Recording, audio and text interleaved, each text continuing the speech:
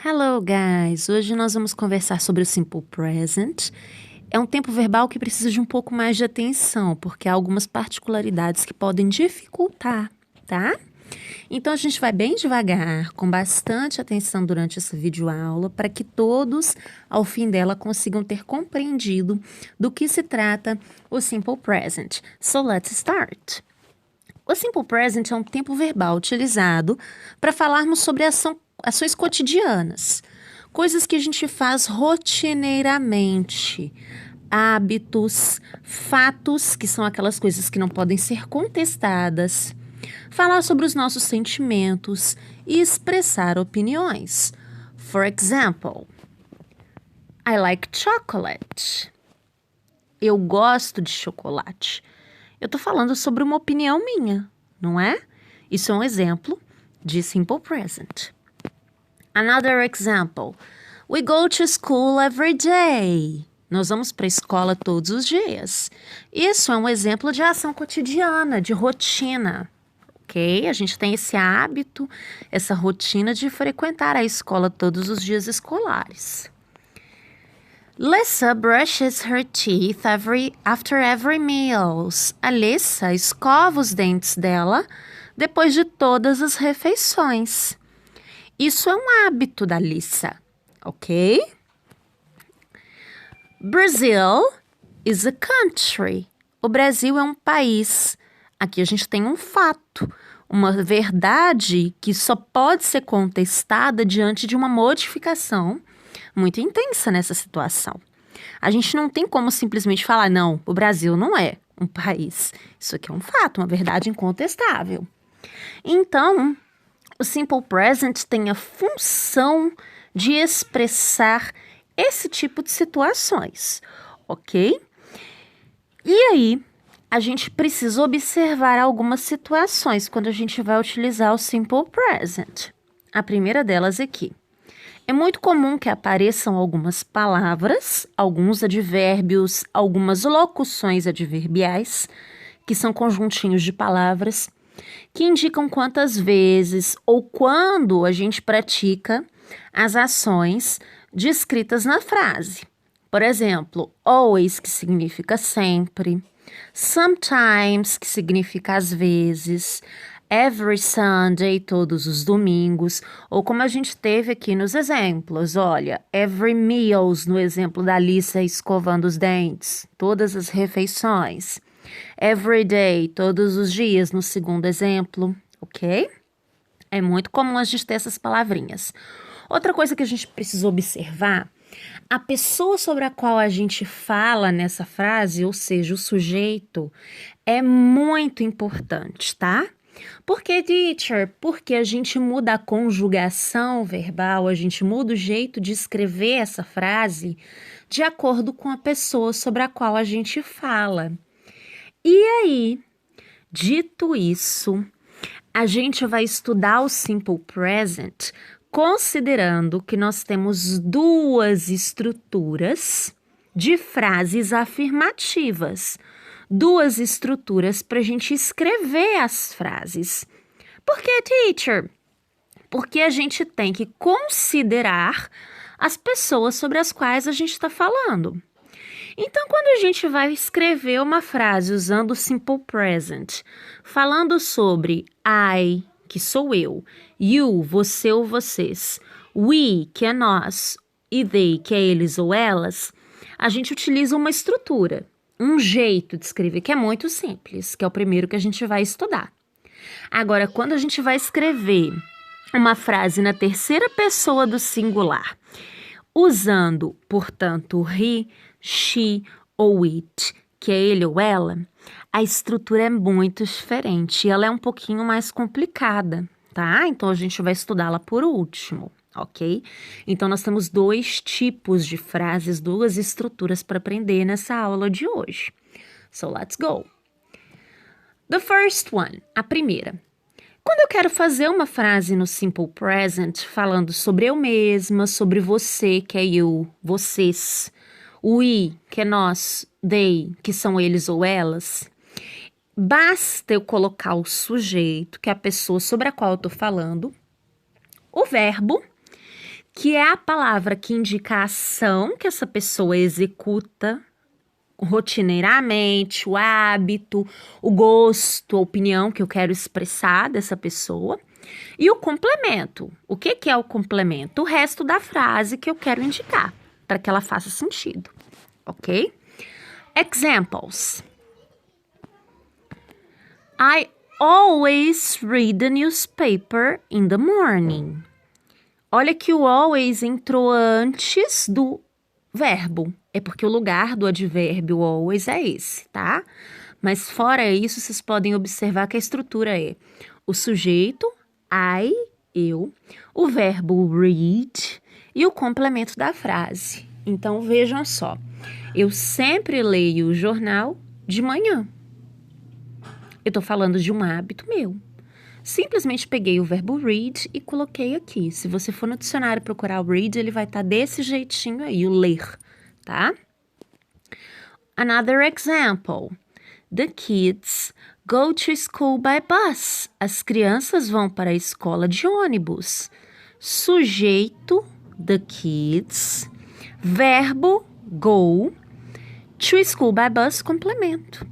Olha só como seguiu a estrutura bonitinha. A gente não teve nenhum advérbio no meio. As crianças vão para a escola de ônibus. Se você for no dicionário e procurar como que é o verbo ir, é go. A gente só foi lá, pegou o verbo e colocou aqui na frase, tá? Another example. You play soccer very well. Você joga futebol muito bem. Sujeito, you. Verbo play. Soccer very well, complemento. Você joga futebol muito bem. Olha só que bacana. Sem nenhum advérbio no meio. Estão vendo? Se você for lá no dicionário e procurar como que é jogar em inglês, você vai encontrar o play. A gente só pegou o play e colocou aqui dentro da frase. A gente não mudou nada. Não é facinho escrever uma frase no Simple Present quando você está falando sobre uma dessas pessoas? É muito simples, né? O nosso problema, nossa dificuldade maior, começa quando a gente vai falar sobre a terceira pessoa do singular, que são he, she ou it. Quando a gente vai escrever uma frase sobre he, she ou it no Simple Present, a nossa estrutura modifica um pouco, olha só. Você vai colocar o sujeito, que pode ser ele ou ela, ou o nome da pessoa também, né? O verbo, que vai indicar a ação que essa pessoa executa. Porém, esse verbo, pessoal, ele tem que terminar com uma dessas três letrinhas, com um desses três sufixos. A gente chama de sufixo, uma dessas três terminações, tá? A gente vai ter que colocar sempre no final do verbo ou a letrinha S, ou a junção da letrinha E com o S, ou a junção do I com E com S. E depois do verbo acrescentado com uma dessas três formas, você vai colocar o complemento que você quer falar. Olha só como que muda a nossa estrutura. Essa é a mãe, né? É ela. My mom works hard every day. A minha mãe trabalha muito todos os dias. A nossa estrutura não está muito diferente do que a gente aprendeu lá no outro slide, no número 1. Sujeito, verbo, complemento. A diferença é que o verbo nessa frase recebeu a letrinha S no fim dele. Por que, teacher? Porque a gente está falando sobre ela. Se essa frase não estivesse falando sobre my mom, não fosse uma frase na terceira pessoa do singular, não precisaria desse S aqui, tá? Essa frase teria o work no lugar de works. Another example. Adam goes to work by bike. O Adam vai para o trabalho de bicicleta. Olha que legal. Vocês lembram das crianças que iam para a escola de ônibus? Vou voltar, ó. Olha eu voltando. As crianças vão para a escola de ônibus. Olha, eu usei o go. Agora, aqui no Adam, Eu vou usar goes com ES. Por quê, teacher? Porque essa frase está sendo organizada falando sobre o Adam, que é ele, é he, ok? Então, quando a gente vai fazer uma frase falando sobre ele, eu preciso acrescentar o S ou o ES, não tem opção. Outro exemplo, a plane flies really high in the sky. Olha um exemplo usando o IS, pessoal, que legal. Um avião voa muito alto no céu. Sujeito, verbo, complemento. Só que esse verbo terminou com IES, olha a partezinha de vermelho nele.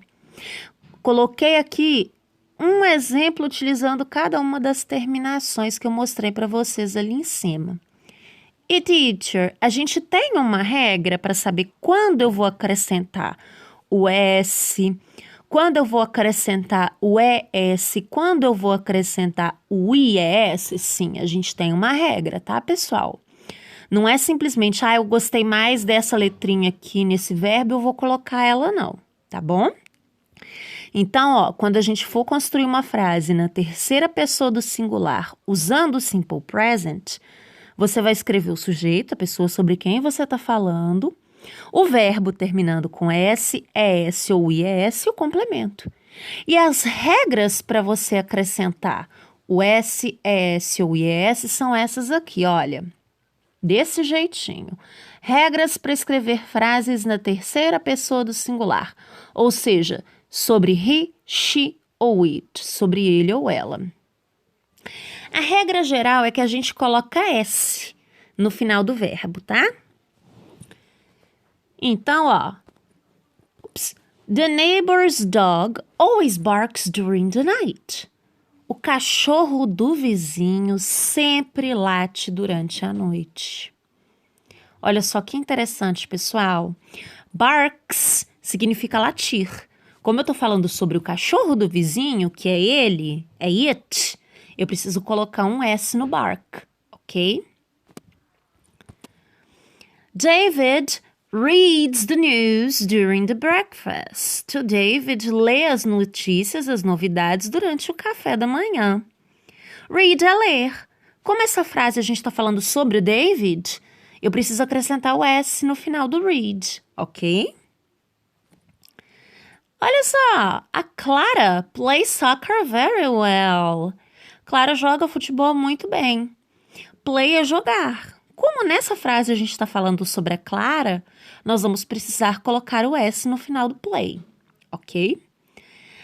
Agora a gente tem as exceções, aquilo que a gente vai precisar observar antes de acrescentar o S no final do verbo, tá? Se o verbo que você vai usar termina com S, Z, CH, SH, X ou O, a gente precisa acrescentar ES e não só o S no final desse verbo para poder utilizá-lo dentro de uma frase na terceira pessoa do singular, tá bom? Olha só, esse aqui, eu vou usar o verbo fix, que é consertar, F-I-X. My brother fixes cars at work. Meu irmão conserta carros no trabalho. Se você tirar o ES daqui, você vai ver o verbo que eu escolhi, que é fix, ok? Como consertar é fix e eu tô falando sobre meu irmão, que é ele, eu preciso colocar o ES nessa frase. My grandpa washes his car on weekends. Wash terminou com SH. Então, para poder utilizar esse verbo nessa frase, falando sobre o meu avô lava o carro dele aos fins de semana, eu preciso acrescentar ES no final desse verbo para poder construir a minha frase gramaticalmente correta, tá? Next one. Martha goes to the beach every morning. Olha que vida boa. A Marta vai à praia todas as manhãs. Go é ir. Para eu poder utilizar o verbo ir falando sobre a Marta, que é ela, eu preciso colocar o ES no final desse verbo, porque ele termina com O, ok? Outra coisa que a gente precisa observar antes da gente adicionar o S na frase, no verbo, é se esse verbo termina com Y. Por quê? Se esse verbo terminar com Y e antes do Y a gente tiver uma consoante, tá? Isso é muito importante. A gente vai tirar o Y e acrescentar aí S no lugar. Mas, teacher, e se antes do Y vier uma vogal? Você só vai colocar o S, não precisa fazer nada de diferente. Você vai obedecer a nossa regrinha número 1, que é a regra geral. A gente fez isso com o play, tá bom? Então, vamos aos exemplos. Nessa primeira frase, eu usei o study, estão lembrados dele? Termina com o Y e antes do Y a gente tem a letrinha D. Josh studies in the morning. O Josh estuda de manhã. Como o study termina com Y e antes dele a gente tem o D, que é uma consoante, eu precisei tirar o Y e colocar IES ao final do verbo study para poder utilizá-lo nessa frase, porque ela fala sobre o Josh, tá? Dylan always carries the groceries for the old people in our neighborhood. Aqui eu cometi um erro. Coloquei de amarelo always, era para ter colocado carries, a palavrinha depois do always. Carry significa carregar. Termina com Y e antes do Y a gente tem o R, que é uma consoante. Então, para eu poder utilizar o carry dentro dessa frase, eu precisei retirar o Y e colocar IES para poder fazer a frase ficar correta, tá? O Dylan sempre carrega as compras para os mais velhos da nossa vizinhança. Olha que homem bondoso! E por último, every mother worries too much about her kids. Toda mãe se preocupa muito com relação aos filhos dela, tá? Então, aqui, a gente tem o verbo worry, que termina com um Y, e antes do Y também tem um R, tá bom? R, como a gente já sabe, é uma consoante, e por isso, para eu poder usar o worry dentro dessa frase, eu precisei tirar o Y e colocar IES, para que essa frase ficasse corretamente escrita, porque é uma frase que fala sobre terceira pessoa do singular, sobre ela. Professora, teacher, como que eu vou saber? Como que eu vou organizar isso tudo na minha cabeça?